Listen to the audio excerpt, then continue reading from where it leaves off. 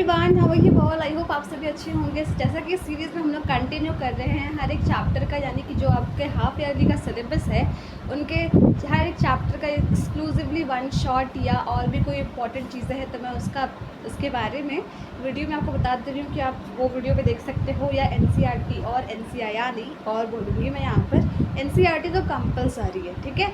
ये भी NCERT के ही क्वेश्चन है, बस जस्ट आपको कॉन्सेप्ट क्लियर करने के लिए, थोड़ा सा वन शॉट रिवीजन देने के लिए, because I can also understand कि एग्ज़ाम टाइम्स पर या आपके टेस्ट हो रहे हैं तो उतने लंबे वीडियोस या उतने सारे वीडियोस और ऊपर से आपका सारा चैप्टर रहता है, यानी आई थिंक अराउंड 8 चैप्टर्स हैं आपके, तो उतना सारा सबके लिए डिटेल पढ़ना इज़ नॉट पॉसिबल, बिकॉज आपको उस समय इम्पॉर्टेंट चीज़ें और जो ज़्यादा आपको दिक्कत हो रही है उसको प्रैक्टिस करना बहुत ज़रूरी होता है। सो मैं यहाँ पर जस्ट एक कॉन्सेप्ट से रिलेटेड एक वीडियो लेकर आई हूँ, चैप्टर 7 से है। ऑलरेडी बहुत सारे चैप्टर्स के वीडियोस बन गए हैं, ये डिस्क्लेमर नहीं दे रही हूँ, डिस्क्लेमर टाइप का ही आप समझ सकते हो, बट मैं जस्ट आपको बता रही हूँ जिन्होंने ये वीडियो पहली बार देखी है या जो मेरे चैनल पर नहीं आए हैं, कि चैप्टर 1 के इंपॉर्टेंट क्वेश्चंस 2 के भी, उसके साथ NCERT 3 के भी हमने किए हैं, 4 के तो पार्ट 1 पार्ट 2 भी किए हैं, और 5 के इंपॉर्टेंट PYQs साथ कुछ कॉमन क्वेश्चंस, और NCERT का अगेन वन शॉट में एक्सप्लेनेशन और कुछ क्वेश्चंस रिमेनिंग है, वो उनकी आप वीडियो सजेस्ट देख सकते हो, ठीक है। सो नाउ आज के वीडियो में हम लोग 7 और उसके साथ साथ ट्रिग्नोमेट्रिक आइडेंटिटीज़ भी कंप्लीट हो गई हैं हमारे चैनल पर, यानी वन शॉट में भी। उसके साथ साथ आप NCERT के भी क्वेश्चन लगा सकते हो, दोनों क्वेश्चन सिमिलर होते हैं, बट मैं बोलूँगी NCERT प्लस वो क्वेश्चंस करोगे डेफिनेटली डन है आपका कॉन्सेप्ट, आपके कॉन्सेप्ट अच्छे से बिल्ड हो चुके हैं, और प्रैक्टिस करना इज़ मोस्ट इम्पॉर्टेंट, ओके। सो या उसके बाद आपके बचे 3 chapters, triangles and this one that is coordinate geometry, और उसके साथ साथ एक और ट्रिग्नोमेट्रिक एप्लीकेशंस। तो ये 3 चैप्टर्स के वन शॉट्स हैं, आने वाले हैं, एक ये रहा और उसके साथ साथ एक और आने वाले हैं। देन और एक और मैं चीज़ पहले बता दे रही हूँ स्टार्टिंग ऑफ दिस वीडियो, यानी अब तो 2 मिनट हो गए आई थिंक रिकॉर्डिंग को, येस। सो एक मैं सोच रही हूँ ऐसा कि यानी कि आपके पेपर का पैटर्न MCQ भी होंगे, है ना। हाँ, सो MCQs क्वेश्चंस भी करा देती हूँ, मीन्स जितने भी चैप्टर्स हैं उनका वो एक वीडियो में कवर होगा या 2 वीडियो में कवर होगा, वीडियो थोड़ी सी लंबी हो जाएगी, but yes let's do that, because हमें अपनी प्रैक्टिस पूरी रखनी है। मैं तो अपनी तरफ से अपना बेस्ट ट्राई करूँगी कि आपकी हेल्प हो जाए, एंड देन आप भी अपने एंड से ट्राई करना कि आप भी और अच्छा परफॉर्म कर पाओ, एंड प्लीज़ ज़्यादा प्रेशर मत लेना। आई होप इतनी बातें बहुत है आज के लिए, देन हम लोग सेशन के लास्ट में बातें करेंगे। जल्दी से फटाफट स्टार्ट करते हैं अपना पढ़ाई, ठीक है। सो स्टार्ट करते हैं। सबसे पहले यहाँ पर क्वेश्चन है, आपको डिस्टेंस निकालना है, यानी कोऑर्डिनेट ज्योमेट्री में आपको यहाँ पर डिस्टेंस निकालना है। तो डिस्टेंस निकालने के लिए क्या होता है, आपके पास ये डिस्टेंस फार्मूला होता है, दैट इज़ x2 - x1 का होल स्क्वायर। एक सेकेंड, ये चीटी है, लेट मी साइड इट, है ना, okay. So now x2 - x1 का whole square plus y2 - y1 का होल स्क्वायर का अंडर रूट, ये आपका डिस्टेंस हो जाएगा 2 पॉइंट के बीच में। मान लीजिए ये पॉइंट आपका A है, ये पॉइंट B है। अब आपको लग रहा होगा ये x2 x1 y1 y2 ये क्या है, तो आप यहाँ पर 2 पॉइंट्स देख रहे हो। तो हमने जैसे कि जूनियर क्लास में आपने पढ़ा होगा ग्रेड 9 में कि कोऑर्डिनेट ज्योमेट्री में ये जो पॉइंट होते हैं, मान लीजिए आप किसी पॉइंट को ले लोगे, तो ये जो पहले वाली वैल्यू होती है वो x एक्सिस की वैल्यू होती है जिसे हम एब्सिसा बोलते हैं, और ये सेकेंड प्लेस पे जो वैल्यू होती है उसको हम लोग y एक्सिस की वैल्यू बोलते हैं, जिसको हम लोग ऑर्डिनेट बोलते हैं, और इन दोनों को मिला के हमारा कोऑर्डिनेट बनता है, ठीक है। So this was the thing, पहले ये है तो ये x1 हो जाएगा, फिर ये y1 हो जाएगा, फिर सेकंड पॉइंट ये है तो सेकंड पॉइंट में पहला तो x ही होता है। आपको एक बात याद रखनी है, कोई भी पॉइंट दिया वो पहला जो प्लेस होगा वो x एक्सिस का ही पॉइंट बताएगा आपको, ठीक है, और जो सेकेंड पोजिशन है उस पॉइंट में वो y एक्सिस की बताएगी, मतलब बताएगा, जो भी आप समझो, ठीक है ना। हाँ, सो यहाँ पर अब आपको समझ में आ गया, इसको मानोगे आप x1, इसको मानोगे y1, इसको x2 और y2, ठीक है। अब सिंपली जस्ट फॉर्मूला हम पुट कर देना है, उसके बाद जो आपका आंसर आया 2√2 यूनिट्स। यहाँ पर आपको कुछ दिया हुआ नहीं है सेंटीमीटर मीटर, तो आप यहाँ पर यूनिट्स लिखोगे सिंगुलर के लिए, और यूनिट्स लिखोगे यानी एक से ज़्यादा नंबर होंगे, यानी एक से ज़्यादा जिसकी वैल्यू होगी उसके लिए यूनिट्स लिखोगे, ठीक है। Same with this question, minus है तो माइनस में कंफ्यूज नहीं करना, सिंपली आप वैल्यू पुट करना, ठीक है। अगर आपको माइनस के साइड में थोड़ी भी दिक्कत आती है तो थोड़ा सा वहाँ पर ब्रैकेट लगा लेना, एंड पहले ही ब्रैकेट मत खोल देना होल स्क्वायर वाला, अंदर ही एक ब्रैकेट लगाना छोटा सा, अंदर को सॉल्व करना, यानी कि जैसे कि यहाँ पर 1 सेकेंड, यहाँ पर -1 - 5 है, -1 - -5 है, तो उसका होल स्क्वायर है ना, तो इसमें कंफ्यूज नहीं होना। Simply what you have to do is कि आप पहले होल स्क्वायर नहीं करो, आप अंदर वाले को पहले अच्छे से सॉल्व कर लो कि -1 फिर यहाँ पर माइनस माइनस है तो +5 हो जाएगा, है ना। अब 5 - 1 4 होगा, 5 के साथ प्लस का साइन है, 5 बड़ा नंबर है इन दोनों में से, तो 4 का होल स्क्वायर, ठीक है। इतना हो जाएगा। आई होप क्लियर है। आप कुछ क्वेश्चंस प्रैक्टिस करना, डेफिनेटली आपके आ जाएंगे, ओके। बाकी क्वेश्चन भी वैसे ही हैं। आपको ए नंबर की जगह पे कोई वेरिएबल टर्म भी दे सकते हैं, जैसे कि a b -a -b। मैंने बताया ना, ब्रैकेट के लिए बिल्कुल कंफ्यूज मत होना, सिंपली आप सिर्फ वैल्यूज़ को पुट करना, ठीक है। और उसके बाद पहले इसको सॉल्व कर लेना, उसके बाद इसका होल स्क्वायर करना। अगर आपको इसमें डिटेल चाहिए तो आप जाके मेरी एक्सक्लूसिव वीडियोज़ भी देख सकते हो कि इन क्वेश्चंस पर मैंने डिटेल में अच्छे से वीडियो बनाई हुई है पूरे एक्सप्लेनेशन के साथ, तो आप वो भी देख सकते हो, तो आपका एक्सप्लेनेशन क्लियर हो जाएगा। बिकॉज अभी हाफ ईयरली में टाइम है ना, तो अगर आप अभी से प्रैक्टिस करोगे तो आपके लिए बेटर रहेगा एग्जाम के टाइम पर, ठीक है। सारे सब्जेक्ट्स मैनेज हो जाएंगे।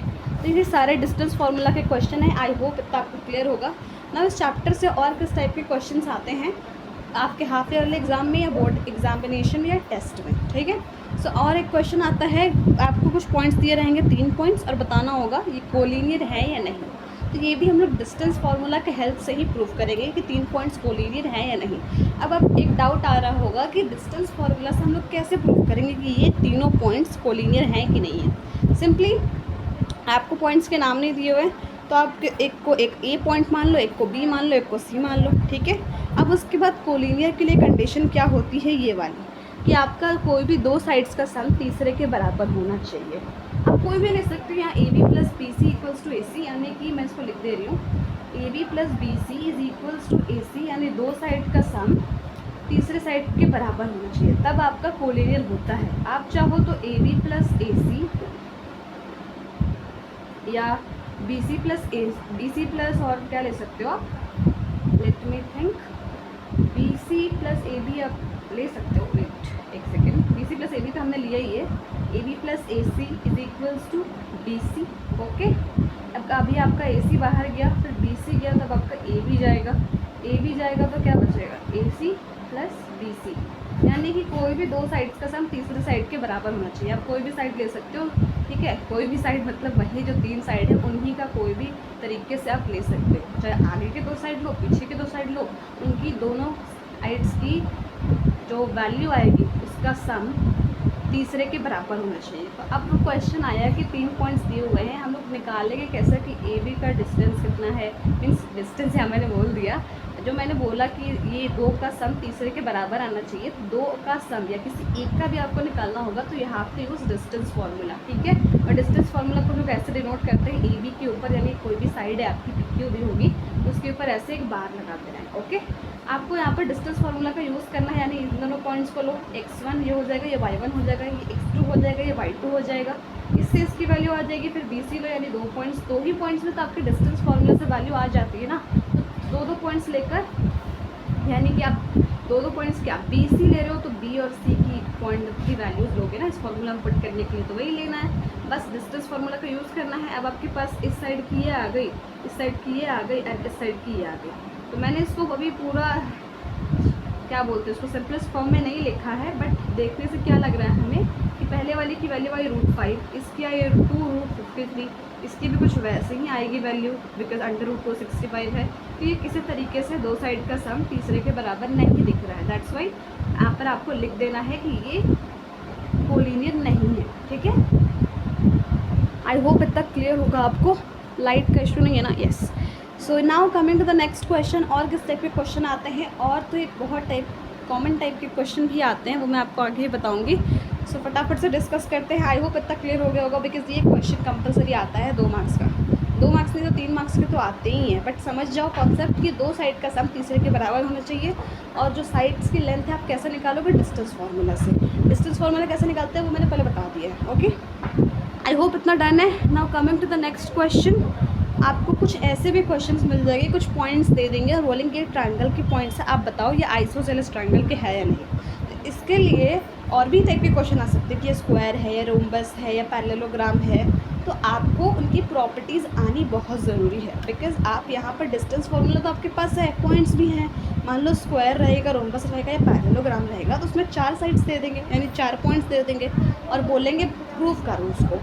तो कैसे करोगे, आपको प्रॉपर्टी आनी चाहिए कि ट्रायंगल में ये होता है, पैरेललोग्राम की प्रॉपर्टी ये होती है कि उसका अपोजिट साइड इक्वल होता है, अब बोलोगे रेक्टेंगल में भी अपोजिट साइड इक्वल होता है, हाँ होता है, लेकिन रेक्टेंगल में वो आपका 90 डिग्री बनाता है ना साइड, जब एक साइड दूसरी साइड से ज्वाइन होता है तो वो 90 डिग्री का एंगल बनाता है, बट उसके इस पैरेललोग्राम के केस में तो वैसा नहीं होता है, इसलिए आपको प्रॉपर्टीज़ क्लियर होना बहुत ज़रूरी है, ठीक है। तो मेरा इतना बोलने का पीछे का रीज़न यानी कि आपको थोड़ा बोरिंग लग रहा होगा, बट यस ये बात ज़रूरी थी, इसलिए मैंने बोला कि आपको प्रॉपर्टीज़ आनी चाहिए। सिंपल बात है, यहाँ पर आइसोसेलेस ट्रायंगल करनी है तो 3 पॉइंट्स हैं तो 3 साइड्स बनेंगी। अब तीनों साइड्स का मेजरमेंट निकालो, ए बी, बी सी, ए सी। अगर 2 इक्वल आ गए, 2 साइड की लेंथ इक्वल आ गई है, देन इट मीन्स कि हाँ आपका यह आइसोसेलेस ट्रायंगल है। जैसे यहाँ पर √5 यूनिट्स आई यहाँ पर √5 यूनिट्स आई, ये वाली, ठीक है। सो √5 इक्वल है, और थर्ड साइड √2 नहीं √4 है तो 2 आई। अरे 2 आपके इक्वल लेंथ आई, एक नहीं आई, कोई बात नहीं, आइसोसेलेस के लिए तो हमें बस एक ही कंडीशन चाहिए थी ना कि भाई उसका 2 साइड्स इक्वल होना चाहिए, बिकॉज और कुछ तो गिवन नहीं है क्वेश्चन में, इसके हिसाब से 2 साइड भी इक्वल आ गए तो भाई हाँ ये आइसोसेलेस ट्रायंगल है।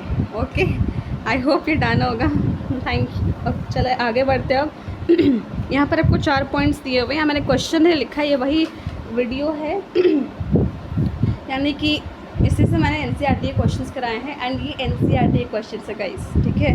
तो इस चीज़ को और अच्छे से ध्यान देना है।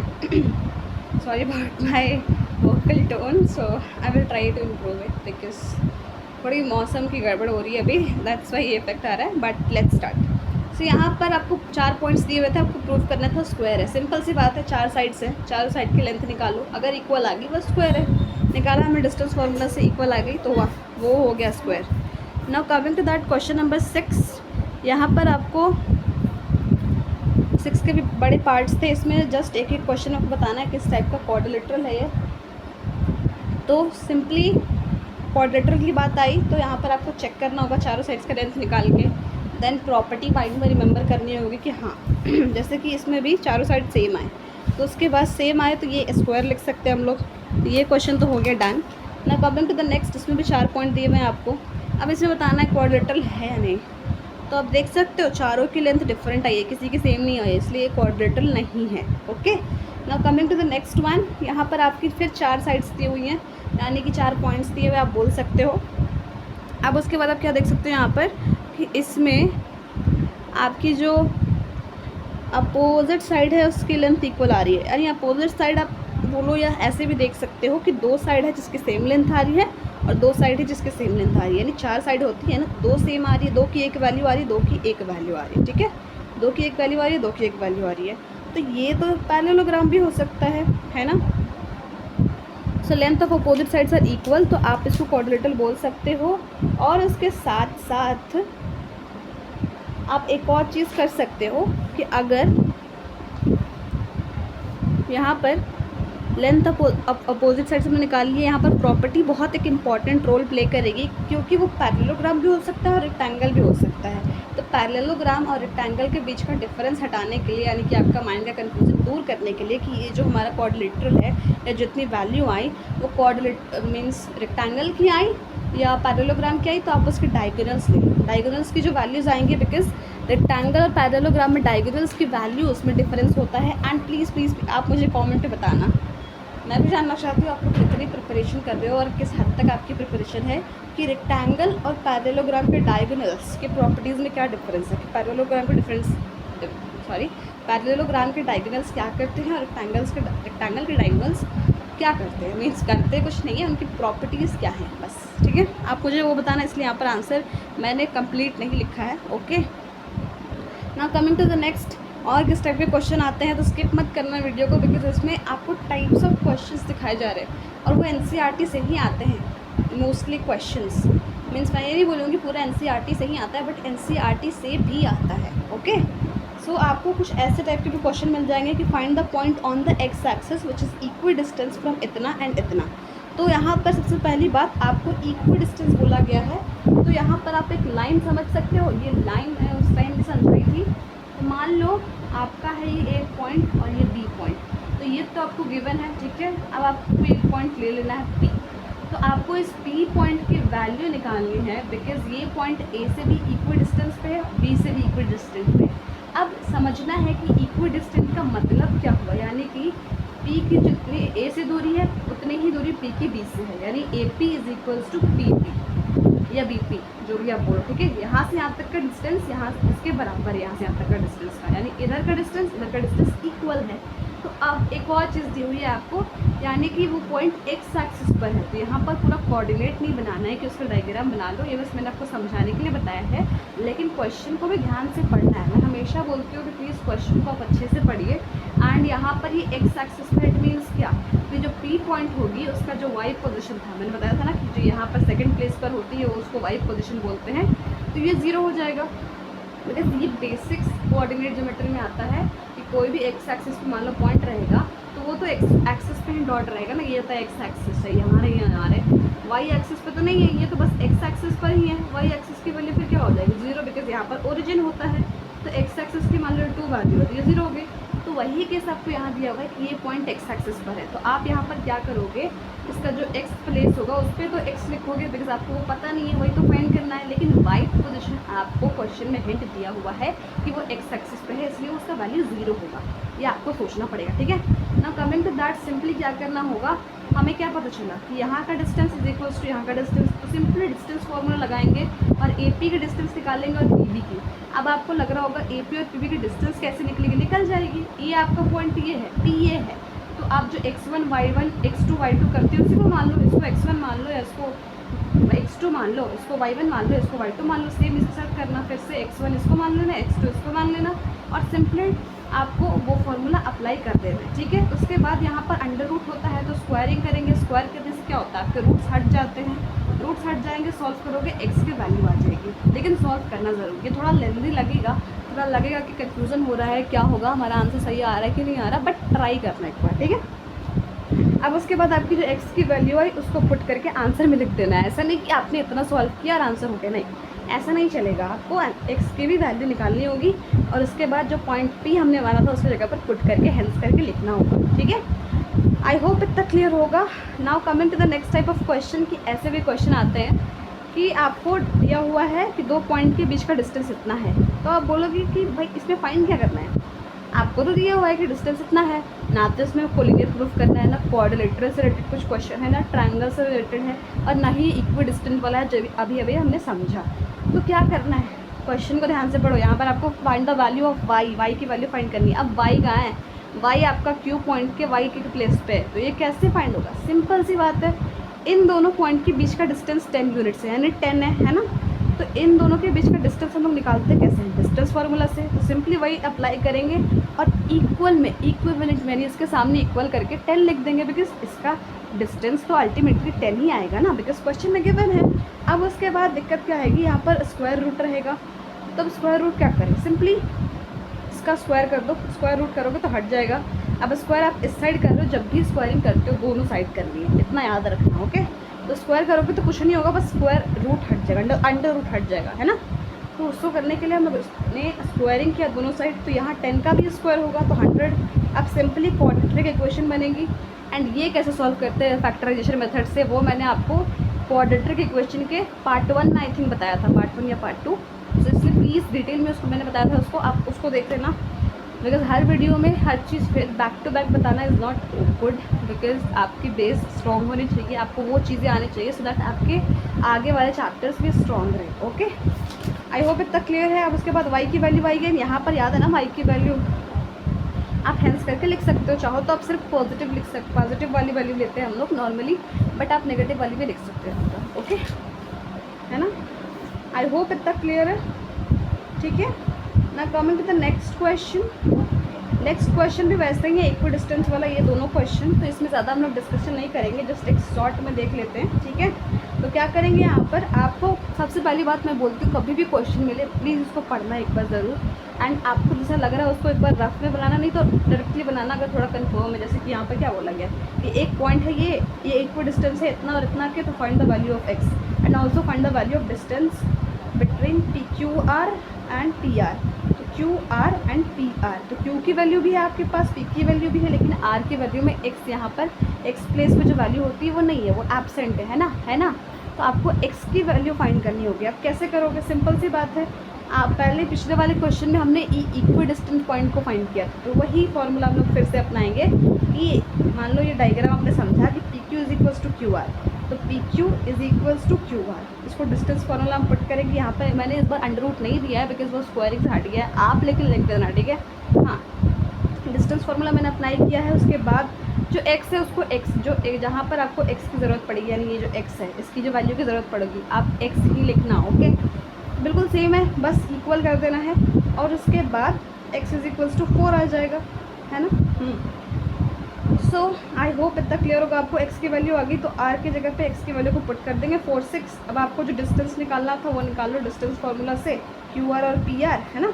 QR और PR की डिस्टेंस निकालनी थी ना, तो Q और R पॉइंट से QR निकाल लो और Q और P और R पॉइंट से PR निकाल लो। आई होप इतना क्लियर होगा। I am clear with this. Now coming to the next thing, that is आपके पास 3 पॉइंट्स हैं, there are 3 points and same क्या करना है, आपका जो पॉइंट P है, यानी आपको पॉइंट P पता नहीं है, इस बार आपका P पॉइंट को हमने यहाँ पर XY लिया है, इसका क्वेश्चन आप चेक करना NCERT में, ठीक है। मान लीजिए आपका कोई एक पॉइंट P है, वो A और B से इक्वल डिस्टेंस पे है और आपको फाइंड करना है रिलेशन। आपको इस क्वेश्चन में रिलेशन फाइंड करना है x और y के बीच में। कैसे करोगे?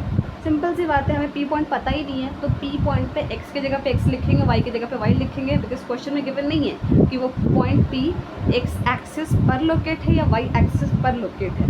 वो कहीं ना कहीं लोकेट है, यानी दोनों जहाँ पर x और y दोनों की वैल्यूज़ आती है उस जगह पे। तो हमें तो वो वैल्यू पता नहीं है, इसलिए हम लोग उसको x लेंगे और एक को y लेंगे। तो सिंपली इक्वल डिस्टेंस है, यानी PA बराबर PB, तो इससे आप डिस्टेंस फार्मूला अप्लाई करो, फिर PB से डिस्टेंस फार्मूला अप्लाई करो, सॉल्व करो, आपकी एक इक्वेशन आएगी। रिलेशन फाइंड करने के लिए बोला गया है तो आप इक्वेशन को लिखोगे, यही आपकी रिलेशन आती है। आई होप इतना क्लियर होगा। I am done with this things, means I hope इतना क्लियर होगा, आपके कॉन्सेप्ट क्लियर होंगे। इस चैप्टर नॉट मैं बोलूँगी, अभी तो हम थोड़े से क्वेश्चन किए हैं, और भी कुछ टाइप के क्वेश्चन आते हैं जैसे कि ये वाले, उतने क्लियर हो गए होंगे। अगर आपको डिटेल में चाहिए, वैसे मैंने ट्राई किया है डिटेल में देने का इसमें भी, तो आप मेरे प्रीवियस वीडियोस भी देख सकते हो या मुझे कमेंट कर सकते हो। अगर नहीं मिल रहा है आपको तो मैं लिंक प्रोवाइड करा दूँगी, ठीक है। Now coming to the next exercise, okay. तो यहाँ पर आपको कुछ अलग टाइप के क्वेश्चन मिलेंगे एंड ऐसे क्वेश्चन भी एग्जाम्स में आते हैं। इसके वर्ड प्रॉब्लम्स का डिटेल एक्सप्लेनेशन तो नहीं, but I will try my best कि अच्छे से करूँ। जल्दी से स्टार्ट करते हैं इसको भी, ओके। सो यहाँ पर आपको क्या दिया हुआ है कि आपका एक पॉइंट A है, पॉइंट B है, और ये इसको कोई एक पॉइंट P डिवाइड कर रहा है कोई रेशियो में 2:3 के रेशियो में, और आपको वही पॉइंट P फाइंड करना है। तो यहाँ पर वो इक्वी डिस्टेंट वाला नहीं लगा देना, बिकॉज इक्वी डिस्टेंट तो क्वेश्चन में मेंशन नहीं है, बिकॉज ये आपको 2 रेशियो में डिवाइड कर रहा है, यानी इधर 2 पार्ट है और इधर 3 पार्ट है। तो ये इक्वल कहाँ होगा, इक्वल डिवीजन कहाँ हुआ, इसका मतलब ये रेशियो में कन्वर्ट हो गया।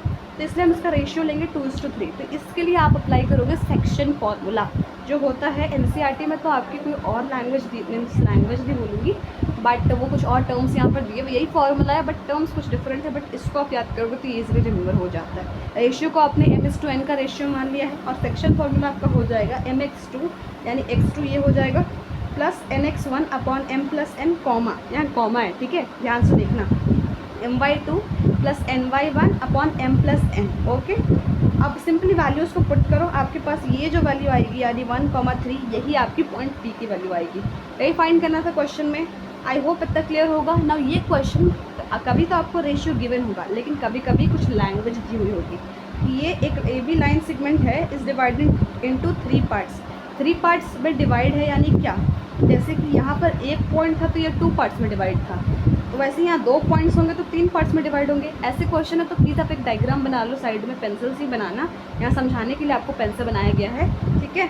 2 पॉइंट्स बना लिए और सिंपली आपको वही 2 पॉइंट फाइंड करने होगा, 1 हाँ। तो आप क्या करोगे, यहाँ पर तो आपको रेशियो नहीं दिया हुआ है तो आपको खुद से दिमाग लगाना होगा, लेकिन आपको A भी दिया हुआ है। अगर P पॉइंट डिवाइड करेगा तो यहाँ तो एक भी पार्ट आया और यहाँ 2 पार्ट आ गया, यानी इस साइड 1 पार्ट आया, इस साइड 2 पार्ट्स हैं, है ना। एक second, let me show you, इधर 2 आए, इधर 1 आए, ओके। तो 1:2 का रेशियो हुआ जब P डिवाइड कर रहा है, यानी जब हम लोग P की वैल्यू निकालेंगे। A भी तो आपको दिया हुआ है, लेकिन रेशियो नहीं दिया हुआ था, तो हमने रेशियो के लिए थोड़ा सा अपना लॉजिक यूज़ किया कि इधर 1 पार्ट ही है, इधर 2 पार्ट है, तो 1:2 का रेशियो हो जाएगा m/n का, और बाकी तो x1 x2 तो हमें पता ही है, सिंपली जस्ट पुट करोगे आपकी जो p पॉइंट की यानी वैल्यू आ जाएगी। सेम हमें करना है q पॉइंट के साथ, जब q पॉइंट डिवाइड करेगा तो यहाँ 2 पार्ट आ गए और इधर 1 पार्ट आ गया, तो 2:1 का रेशियो हो गया। अब m/n की जगह 2:1 लेंगे, हाँ ले सकते हैं, आप कंफ्यूज मत होना, हम लोग रेशियो क्यों चेंज करें, बिकॉज हमें p और q दोनों पॉइंट की कोऑर्डिनेट वैल्यू निकालनी है ना, तो रेशियो तो उसके अकॉर्डिंग ही चेंज होगा, बिकॉज फिगर में ही दिख रहा है कि वो अलग अलग रेशियो में डिवाइड कर रहे हैं, तो उसी को रिकॉर्ड करके हम लोग यहाँ पर q की भी वैल्यू ला सकते हैं। आई होप इतना क्लियर होगा आपको।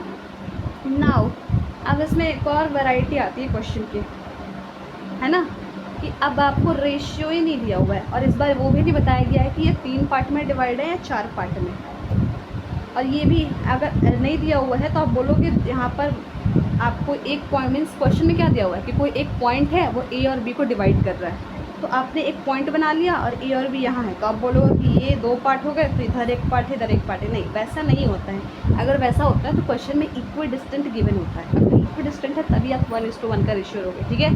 तो यहाँ पर आपको रेशियो नहीं पता है, तब रेशियो फाइंड करने के लिए हमें रेशियो को मानना पड़ता है k:1। आपको तो इस बार पॉइंट दिया हुआ है, हर क्वेश्चन में तो हम लोग पॉइंट ही फाइंड करते हैं इसी फार्मूला को यूज़ करके, तो इसी फार्मूला को इक्वल कर देंगे इस पॉइंट के बराबर, और रेशियो की जगह k:1 यानी m की जगह पर k और n की जगह पर 1। ओके, सेम बस वैल्यू पुट करना है, यहाँ पर पूरा वैल्यू दिया हुआ है, प्लीज़ आप एक बार पेन से खुद से बनाना, देन आपको कॉन्फिडेंट होगा इस टाइप के क्वेश्चन में बनाने के लिए, आप इजीली सॉल्व कर पाओगे। ओके, आई होप इतना क्लियर होगा। सिंपली यहाँ पर हमारे पास k की वैल्यू आ गई, अब रेशियो में फाइंड करना है, तो k:1, तो 2.7:1 करोगे आप तो 2:7 रेशियो आ जाएगा, ठीक है। आई होप इतना क्लियर होगा। Now coming to that next question, यहाँ पर फिर मैं भी डिस्कस कर रही हूँ, डिटेल में नहीं बट थोड़ा सा बता दे रही हूँ कि इस टाइप के भी क्वेश्चंस आते हैं, है ना। इस बार आपको क्या दिया हुआ है, आपको इस बार ये मान लो ये पूरा पॉइंट भी नहीं दिया हुआ है, इस बार ऐसी कंडीशन है, तो क्वेश्चन की वैरायटी कुछ भी हो सकती है, देख के घबराना नहीं है। पहले तो सिंपली गिवन इन्फॉर्मेशन लिखनी है कि आपके पास 2 पॉइंट है ए और बी, ओके, हाँ जी हैं, और जो आपका डिवाइड कर रहा है पॉइंट वो एक्स एक्सिस पर है। अब एक्स एक्सिस पर जब भी आप समझ जाओ तो वाई की वैल्यू 0 कर दो, बस इतना याद रखना है, ठीक है। तो एक्स की जगह पर तो हम लोग एक्स ही लिखेंगे, बस वाई की जगह पर 0 कर देंगे, ये वैल्यू तो पता नहीं है तो इसको इक्विवेलेंट तो लिखेंगे, और रेशियो भी नहीं पता है तो रेशियो की जगह पर क्या लिखेंगे k:1, यानी कि m:n = k:1। तो घबराना नहीं है, अगर पॉइंट नहीं दिया हुआ है, पॉइंट की कुछ तो इन्फॉर्मेशन दी होगी कि वो एक्स एक्सिस पर है या वाई एक्सिस पर, सिंपली फॉर्मूला पे वैल्यू पुट करो, उसके बाद सॉल्व करना है। यानी कि अब यहाँ पर सॉल्व कैसे करना है, एक डाउट हो रहा होगा, ये जो आती है वो इसके बराबर वैल्यू आती है, तो ये एक्स एक्सिस की वैल्यू है, ये आती है वाई एक्सिस के बराबर, तो आप इस वाली वैल्यू को एक्स के इक्वेट करोगे, क्यों करोगे, बिकॉज ये एक्स एक्सिस की वैल्यू, ये भी एक्स एक्सिस की वैल्यू है, इसी के बराबर है। इसी पॉइंट को फाइंड करने के लिए ना हम लोग ये फॉर्मूला यूज़ करते हैं। तो सॉल्व करोगे, फिर इसको इसके बराबर सॉल्व करोगे, तो आपके पास एक्स की वैल्यू आ जाएगी एंड देन उसके बाद के की वैल्यू आ जाएगी। तो आप रेशियो भी फाइंड कर लेना एंड उसके बाद के की वैल्यू आई आपके पास 1, तो यहाँ पर आप लिख सकते हो hence k:1 = 1:1। Okay, I hope इतना डन है। एक्स की वैल्यू फाइंड करनी थी और के की भी वैल्यू रेशियो भी फाइंड करना था, तो रेशियो ऑफ 1:1 लिख दोगे और एक्स की वैल्यू तो आ ही गई है। आई होप इतना क्लियर होगा, है ना। हाँ, so now coming to that next question, same हर क्वेश्चन थोड़ा सिमिलर ही है, अगर आप पैटर्न देखोगे तो यहाँ पर आपको 4 पॉइंट दी हुई हैं और 4 पॉइंट में 2 पॉइंट में एक की वाई की वैल्यू गायब है, एक की एक्स की वैल्यू गायब है। आपको करना क्या है कि आपको एक्स और वाई की वैल्यू फाइंड करनी है। बस आपको क्वेश्चन में गिवन है कि ये वर्टिसेस पैरेललोग्राम के हैं, तो सिंपली एक फिगर ड्रॉ कर लेंगे जिससे हमें थोड़ी सी हेल्प मिल जाए क्वेश्चन सॉल्व करने में, है ना। तो आपको क्या पता है मीन्स कि पैरेललोग्राम की प्रॉपर्टी क्या होती है कि उसके जो डायगोनल्स होते हैं वो बाइसेक्ट करते हैं, diagonals of parallelogram bisect each other, यानी कि जो यहाँ पर वो मिल रहे हैं जिस पॉइंट पर OA = OC और OB = OD। आई होप इतना क्लियर है आपको, है ना। ओके, सो नाउ यानी कि उसके जो डायगोनल्स हैं उनका मिड पॉइंट एक दूसरे के बराबर होता है। आप अगर शॉर्ट लैंग्वेज में समझना चाहो, अगर इसको डिटेल में समझना चाहो, गो on Google and search upon it please. इसको सिंपली हम लोग पैरेललोग्राम निकालेंगे, पैरेललोग्राम का मिड पॉइंट निकालेंगे। मिड पॉइंट फार्मूला क्या होता है, x1 + x2/2, y1 + y2/2, ठीक है। आई होप इतना क्लियर है आपको।